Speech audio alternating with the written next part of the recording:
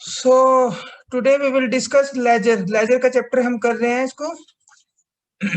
Laser का meaning बता दिया था मैंने आपको। The book in which contained a classified and permanent code of all transaction of the business is called ledger. Ledger में हम जर्नल से पोस्ट करते हैं, ठीक है। तो लेजर का एक फॉर्मेट होता है। फॉर्मेट मैंने क्या बताया आपको, ये फॉर्मेट होता है आपके सामने दिखा देता हूँ। ये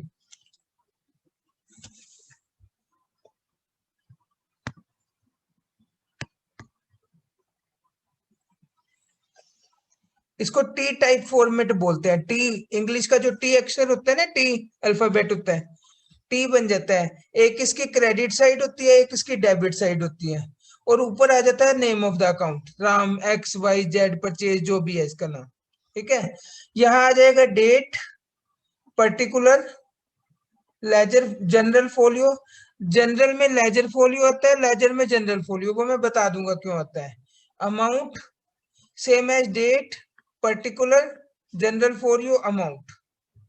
ये एक बार फॉर्मेट सभी अपने रजिस्टर्स पे बनाएंगे। Date, particular, amount, date, particular, amount. जो डेबिट साइड में कॉलम है वही क्रेडिट साइड में सेम कॉलम है।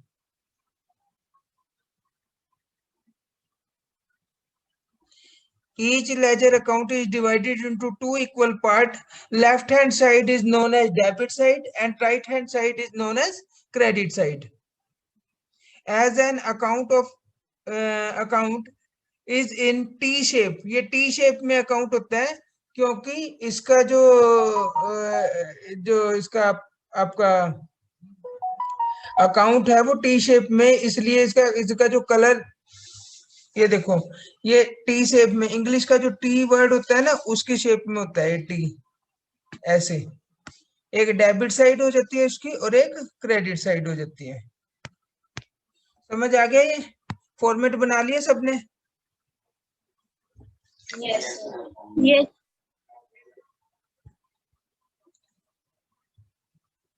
देखो फर्स्ट कॉलम में आपका आ जाता है date. Date of transaction is recorded. Date तो मस्ट है कि किस डेट को ट्रांजेक्शन हुई है। Particular, each transaction affect two accounts. The name of the other account which is affected by the transactions. General folio. In this column the page number of general का page number लिखा जाता है उसमें, और general में laser का page number लिखा जाता है। वो मैं बताऊंगा आगे कैसे लिखा जाता है। अमाउंट के कॉलम में आपकी अमाउंट लिख दी जाती है।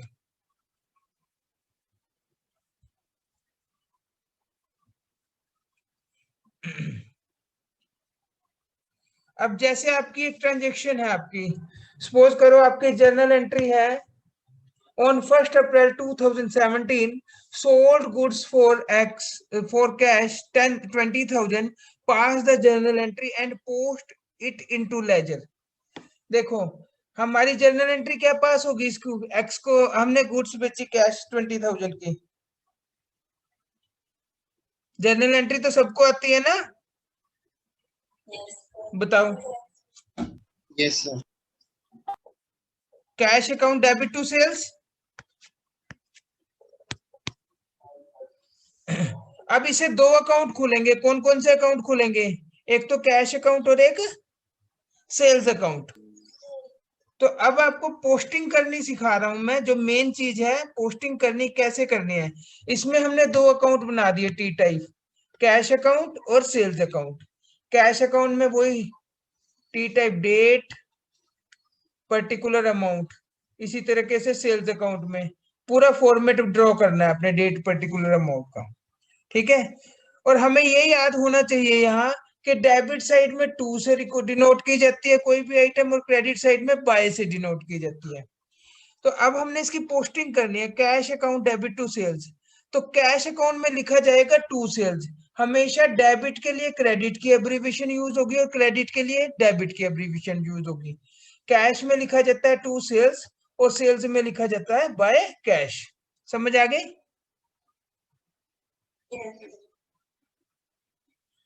कैश में लिखा जाएगा टू सेल्स और सेल्स में लिखा जाएगा बाय कैश। मतलब इसके आगे बाय लगा के क्रेडिट में लिख देंगे। ये हमारी कंप्लीट पोस्टिंग होगी इस ट्रांजैक्शन की, डेबिट में भी और क्रेडिट में भी। कैश अकाउंट की डेबिट साइड में टू सेल्स लिख दिया। कैश अकाउंट में कभी भी कैश का नाम नहीं आएगा। सेल अकाउंट, जिस अकाउंट का नाम होता है उसका अंदर नाम नहीं आता उसके। समझ आ गई? यस कैश में टू सेल्स और सेल्स में बाय कैश। बस इसमें इतनी सी बात समझनी है, इसी के ऊपर बेस सारा चैप्टर है, कोई नया इसमें कोई चीज नहीं है। जैसे आपकी ये एंट्री है, नेक्स्ट इसकी जर्नल एंट्री करके दिखाना मुझे।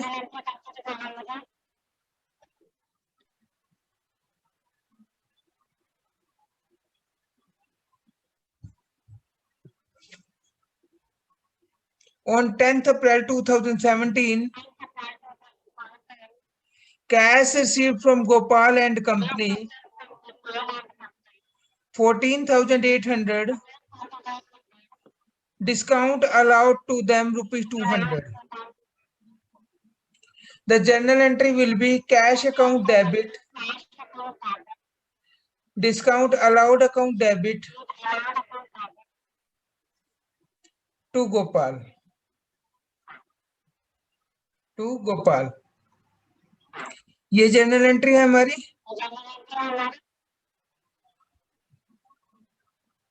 इसमें कोई प्रॉब्लम तो नहीं है किसी को?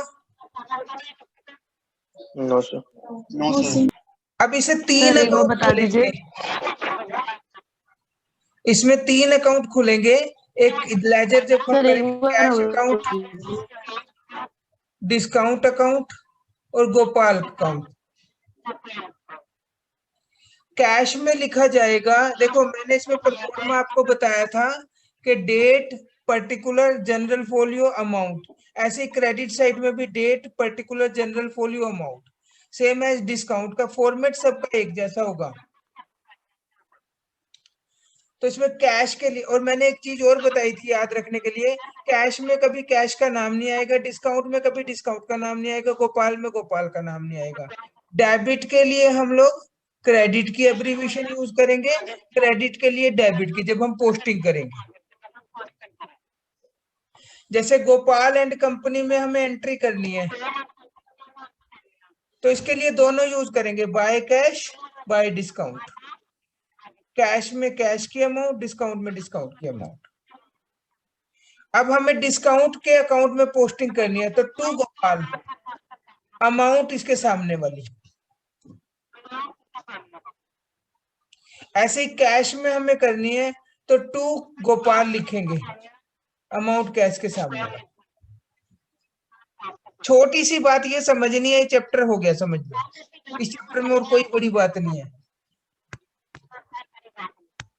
इस चैप्टर में हमें जर्नल की पोस्टिंग करनी है। जर्नल की पोस्टिंग के लिए हमने कैश अकाउंट, डिस्काउंट अकाउंट और गोपाल अकाउंट, तीनों के अलग अलग अकाउंट बना लिए। कैश में कैश की अमाउंट डाल दी, लेकिन यूज करेंगे एब्रीविएशन टू गोपाल। डिस्काउंट में भी टू गोपाल यूज करेंगे, डिस्काउंट की अमाउंट डाल के। और गोपाल में ये दोनों यूज करेंगे, बाय कैश, बाय डिस्काउंट।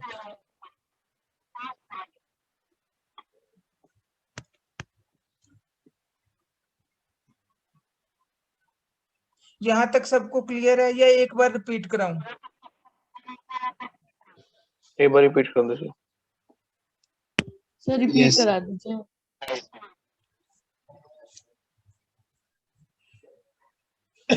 दोबारा देख लो। लेजर का जो चैप्टर है, लेजर जो है क्लासिफिकेशन करते हैं। जर्नल करने के बाद हमारा सेकंड चैप्टर, सेकंड स्टेप जो होता है हमारा बिजनेस में भी, वो लेजर का होता है। लेजर में पोस्टिंग की जाती है, इसीलिए इसको प्रिंसिपल बुक ऑफ अकाउंटिंग भी बोलते हैं। मतलब इसमें क्लासिफाइड रिकॉर्ड रखे जाते हैं।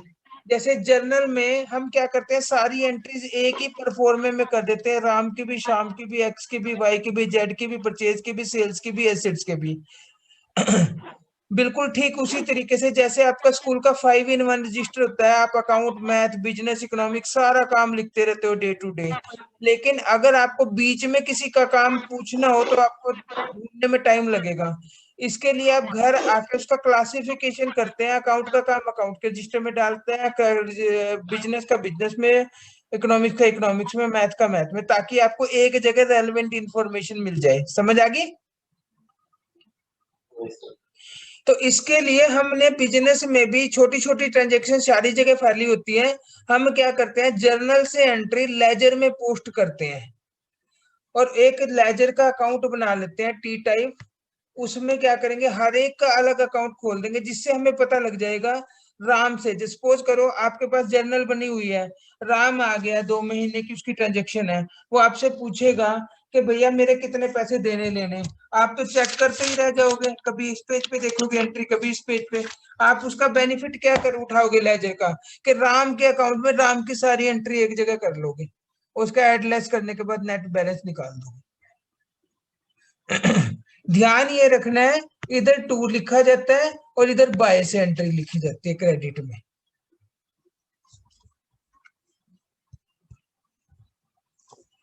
फॉर्मेट के बाद मैंने आपको एक बार रिपीट करा देता हूं, ये कराया है, आसान काम है, ज्यादा मुश्किल काम नहीं है।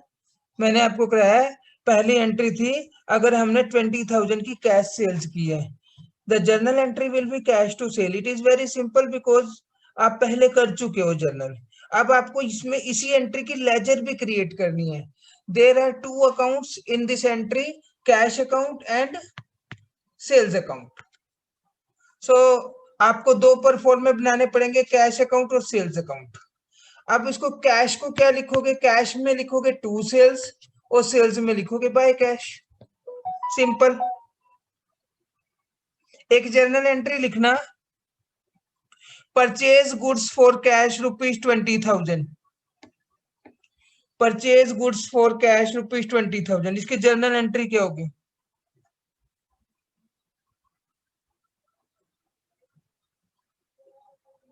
इतनी देर सर क्वेश्चन रिपीट करना। Purchase account debit to cash account, simple entry होगी इसकी। Cash account, purchase account debit to cash account 20,000। अब इसमें 2 अकाउंट खुलेंगे, एक तो कैश अकाउंट खुलेगा, कैश तो हमारा खुला हुआ है, एक नया खुल जाएगा परचेज अकाउंट। जो हमने एक बार अकाउंट खोल दिया ना, परचेज अकाउंट खोलना भाई, जो हमने एक बार अकाउंट खोल दिया उसको दोबारा नहीं खोलना, उसी में करनी है। अब कैश में क्या लिखेंगे, बाय परचेज, और परचेज में क्या लिखेंगे, to cash account, to cash. अब एक एंट्री और आ गई, sold goods for cash. Cash बेची हमने 200 रुपए की गुड्स, जनरल एंट्री क्या हो जाएगी, cash account debit to sales 200। अब इसकी पोस्टिंग क्या करेंगे, कैश में क्या लिखेंगे, टू सेल्स 200 रुपए, और सेल में क्या लिखेंगे, बाय कैश 200 रुपए। एक एंट्री और लिखो, परचेज, नई एंट्री आ गई, परचेज गुड्स फ्रॉम कैश और कैश ₹1,000। तो परचेज अकाउंट डेबिट कितना हुआ, टू कैश 1,000। परचेज में क्या लिखेंगे, टू कैश 1,000, और कैश में क्या लिखेंगे, बाय परचेज 1,000। अब हमारी इंफॉर्मेशन पता लगी ना कि इस महीने में हमने 3,000 की परचेज की और 20,200 रुपए की सेल की, और कैश में 20,200 रुपए आए, 3,000 रुपए गए। समझ आ गई?